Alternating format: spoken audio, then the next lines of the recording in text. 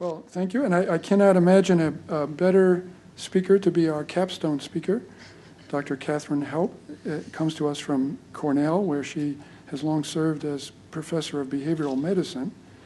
She's also a diplomat of the American College of Veterinary Behaviorists and a certified applied animal behaviorist from the Animal Behavior Society.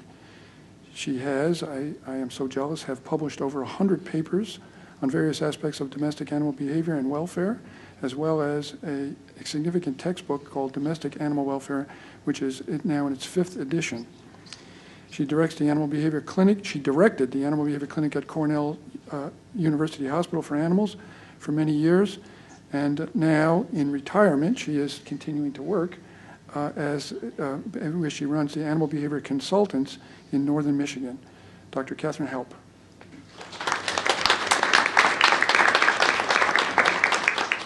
Old professors never die, they just go into private practice. So what are the problems that we see with cats? We've been saying all these nice things about cats, and so now we get to why they might end up in the shelters or euthanized. The big one is house soiling. Some people call it inappropriate elimination, but it is not inappropriate for the cat. So they're urinating and or defecating outside the litter box. They could be scratching the furniture or their owners. They could be spraying, which is different than just not using the litter box. They have inter-cat aggression and aggression to people, destructive behavior, and if I don't run out of time, we'll get to the X-rated behaviors. But I should stop at this point and thank Simba and Sparky for inspiring their owners to bring this conference together.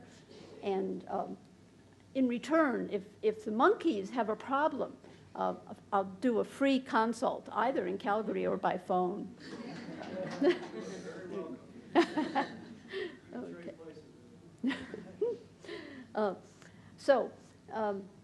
How can you prevent most undesirable behavior? This is where I'm ducking from the tomatoes. 1 cat per household. Here's the scene of the crime. There are feces on the chair and urine on the footstool.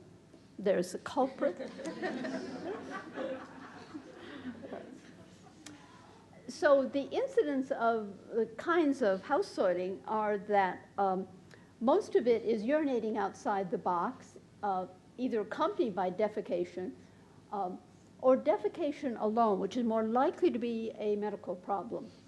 Urine spraying is about 1/3, and these are old data but have not changed over the years. So what are the reasons? The location aversion. These owners said we had a baby, the cat is jealous of the baby and therefore is urinating outside the box. In fact, the reason is that the litter box is right next to the washing machine, which used to be run once a week. Now it's run 3 times a day because of the baby. And the cat does not have a nice, quiet place. Ambushing. This is the multi-cat household. If this cat goes into the litter box, the other cat gets him when he comes out, so he doesn't do it. He doesn't go in there. Okay, so this is a test. Which box do cats prefer, the one on the left or the one on the right? On the left. Most cats prefer open litter boxes, even if they live alone. The value of a closed litter box is that it eliminates the visual stimuli of excrement, but it also tends to decrease the odors that the owner smells, but intensifies it for the cat. And I have a video of a cat walking up to the box, putting his nose in, going like that, walking a few feet, and eliminating on the floor. So here's one solution, the litter maid. Anyone use litter maids? You can still get them, and I'll show you what it is. You might recognize the cat using an ordinary litter box and covering.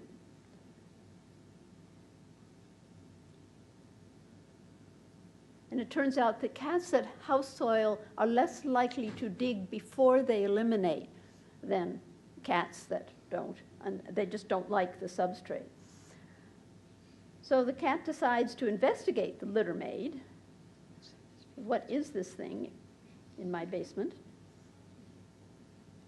And then it starts moving, because after a while, it strains. Then it lifts up and puts the urine or feces into a nice plastic bag. But of course, it scares the cat. And so the cat decides that perhaps this old litter box is really better, after all. But many cats get used to these, and for the husband of the pregnant wife, that can be a good solution. Here is a pretty good litter box for a multi-cat household. It's a huge storage box that the owner has cut an entrance for the cat, and it has solved over 7 cats. 6 of them do not house soil, and the other one actually sprays. Should this be a death sentence? I don't understand why people will cape a dog that is threatening their lives or their children's lives, and certainly the neighbors' lives, but they will kill a cat for this. So, coping with house soiling, that's the cat you gave us, yes. By the way. You should have lots of boxes. The magic ratio is supposed to be 1 litter box per cat plus 1. No one knows where that number came from, but it seems to work. And then a large box, 1.5 times the length of the cat. Fine litter. Cats love scooping litter. I don't think they really care that it makes those little patties. I think they like the fine feel of it. We always say scoop daily, wash the box, which means throwing out the litter, which people hate to do. They hate to buy kitty litter. I'm not sure why that is. I mean, it's almost as embarrassing as buying toilet paper, I guess. But, and in capitals, do not punish cats, especially for this. You'll just make them worse. This is an example of litter box size. So that's a too small litter box on the top left and the bottom right, a proper size. Now, the food in the litter box is just to take the picture. I don't usually recommend that. How about scratching and spraying? Because that's the major cause of mortality. I told you an unfixed male cat will spray, and the cat is spray paint. The dog's a jerk. Unfortunately, they don't usually use paint, but that's the easy cure. Make sure that the cat has been castrated, because all male cats apparently spray. And most intact females spray when they're in estrus.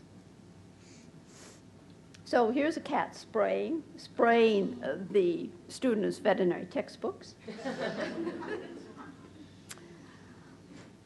So how do we cope with spraying?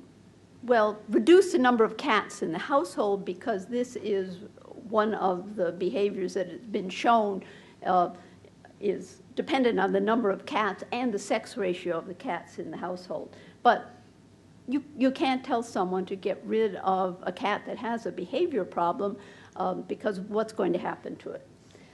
So we usually use psychoactive medication and hope that we can get the medication in the cats, which is always a problem.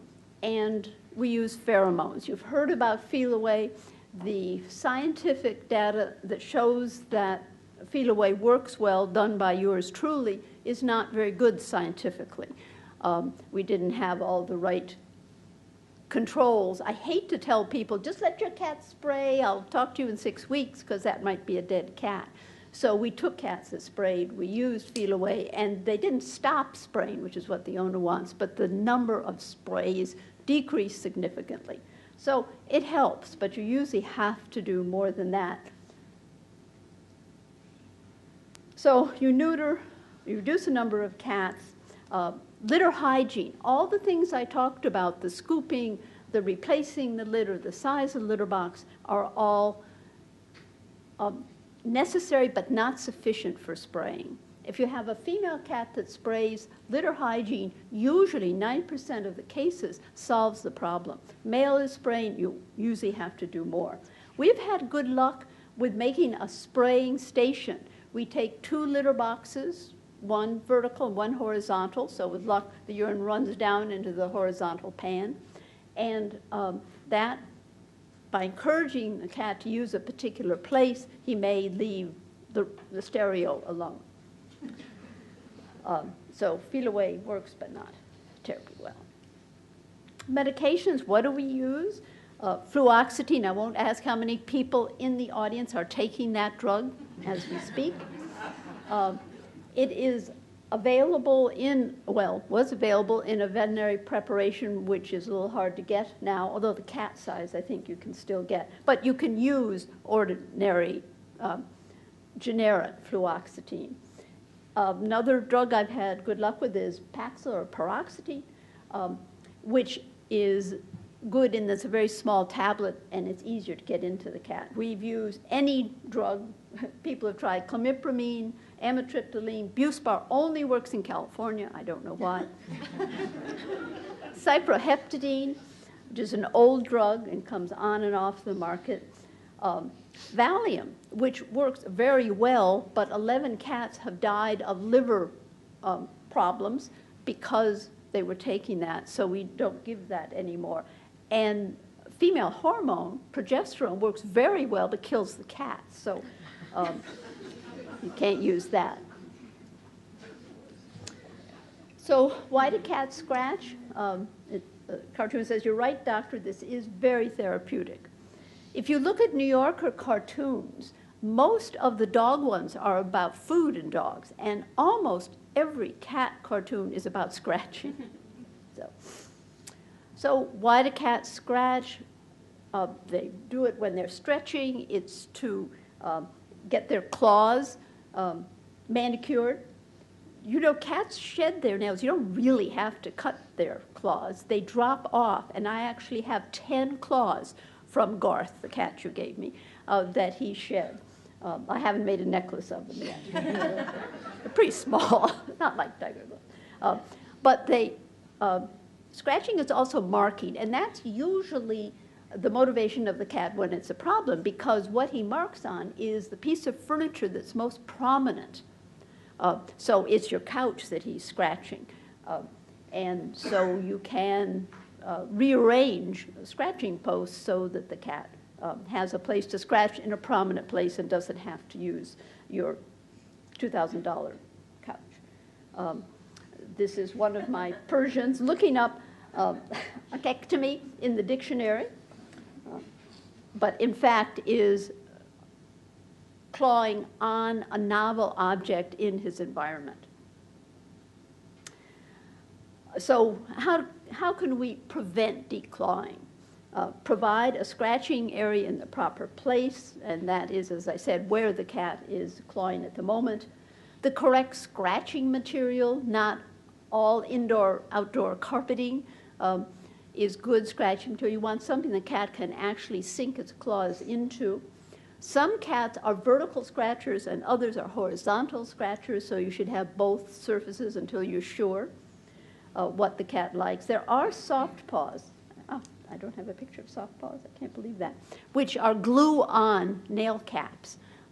Unfortunately, the kind of cat or the kind of owner who can't clip their cat's nails is the one who cannot put on the soft paws. And after the first 3 months of having to drag the cat in every 6 weeks or 4 weeks to have the soft paws re-glued gives up. So this is just a scratching post that the cat likes because it can not only scratch there, but he can climb it. Yeah, I do have a picture of it. So this is a cat standing in the window with a pistol saying, "What was I supposed to do? I'm declawed." He's shooting birds. So so the question is, again, you're going to throw things at me. Declawing is terrible. It's, you know, painful amputation of the first bone of the poor cat's paw, but it's probably better than death. And usually by the time the owner comes to you as a veterinarian, they're at that stage. So if you say, "I am above doing that, and I won't refer you to anybody, then it may be a dead cat.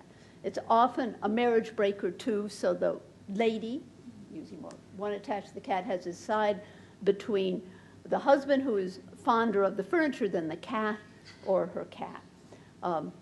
So find somebody who does laser declawing and who uses lots of painkillers before and after surgery. If you're going to do it at all, it should only be in a life-saving situation. Okay, so here's this nice cat.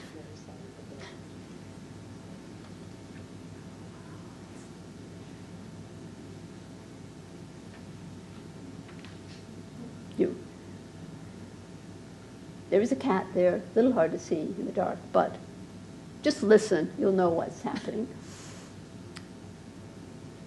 Like the patterns on that cat, too. So what do you think this cat is doing? Stalking. Yeah, stalking. What do you suppose he's stalking? Yeah. I did sort of give it away with the title.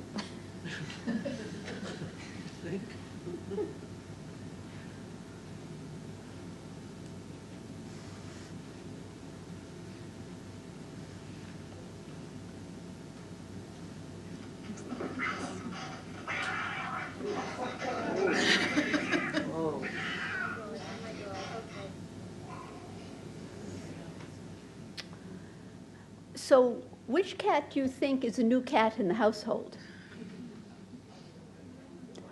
That's right, you can't tell. In this case, the stalker is the new cat. And so if you're going to, this is of course why I'm so against bringing another cat in, because frequently the new cat is more aggressive than the old cat, and the old cat's life is made miserable. And a cat like this, who's actually seeking out his victim, has a worse prognosis than a cat who only fights when he happens to see the other cat, or only fights over resources, which can be the owner's lap. They do sometimes fight over food, but it is much less violent than this kind of aggression. So, very common problem. One cat's a happy cat, but you can try to cure intercat aggression. And gradual reintroduction has been mentioned when you bring a cat back from the veterinary clinic, and you use the same techniques of introducing them very gradually, and that includes keeping them separate, completely separate, no visual contact or tactile contact for a week, and you begin to do odor exchange, where you rub both cats on the cheeks with the same cloth. See how the cats interact with the smell of the other cat. If they go, it probably is not the time to reintroduce them. Then you can have them either in cat carriers or a harness and tether on the aggressor, and you feed them gradually closer and closer to one another.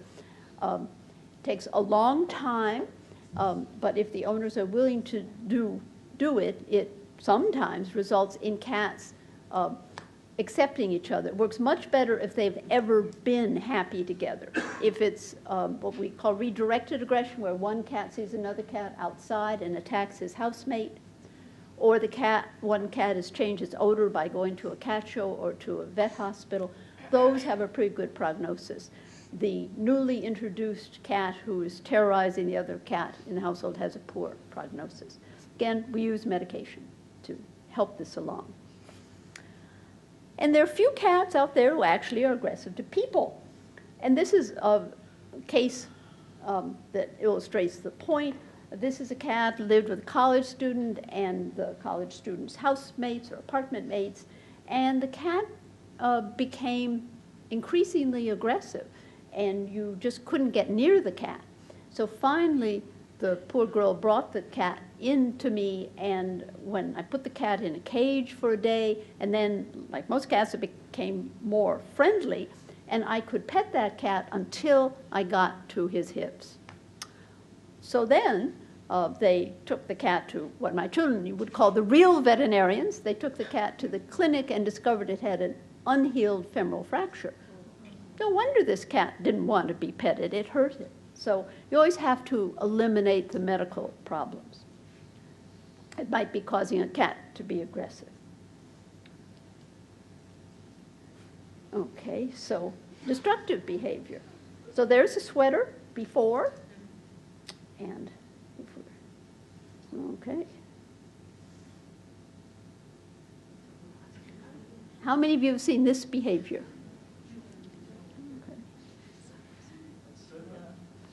Ha ha ha ha.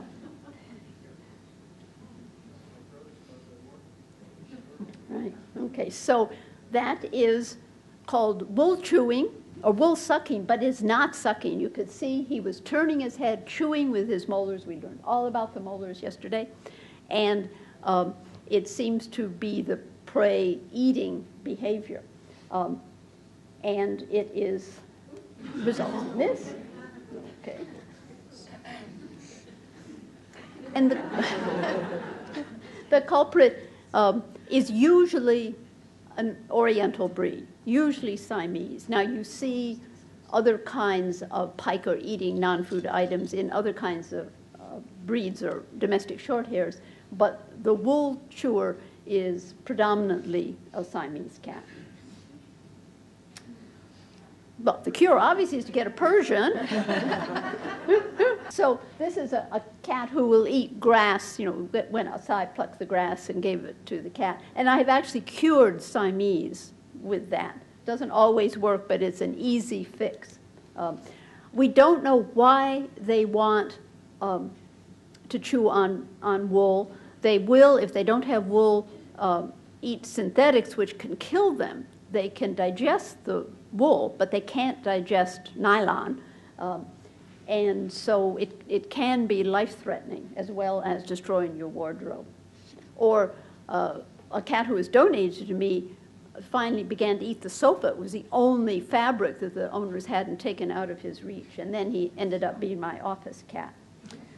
So this is a cure for many problems. This has come up several times. What do we do for the indoor cat? And what you can do if you don't live in a 7th floor apartment is to make a catio. So this will please the wildlife people because it has bird netting at the top to prevent birds from getting in there. And also this cat is a jumper, the first jumper we've ever had. Cat from getting out. It has chicken wire around the edges, and he can go outside, he can eat grass. He is a former, and most of the time a non-house soiler. And he will come outside to eliminate, and he asks to go out many times a day, maybe twice a day in this weather, but many times a day in the summertime. So he really likes it. And we got a 16-year-old cat to use a catio, where he had to jump up on several things. This is an old arthritic cat in order to get out the window and jump down into his catio. This one is different. In the back, you can see a tunnel, chicken wire tunnel that goes into the house, and the cat learned to use that very quickly. Anyway, this is one way to deal with destructive chewing and with house soiling. Okay, so this is somebody actually came up with this question. Would you give this cat out for adoption? Yeah, I don't see. So it's male cat sexual behavior, but it's consenting adults. So I don't see any particular reason. Now, however, if a cat suddenly begins to do this and didn't do it for the first few years of its life, it can be a medical problem, can be some kind of pelvic irritation. But in general, mounting behavior by male cats, I think, should be just tolerated. Just please don't do it when the minister comes, that's all. So, okay, I even got to the X-rated part, so we have plenty of time for discussion. Thank you.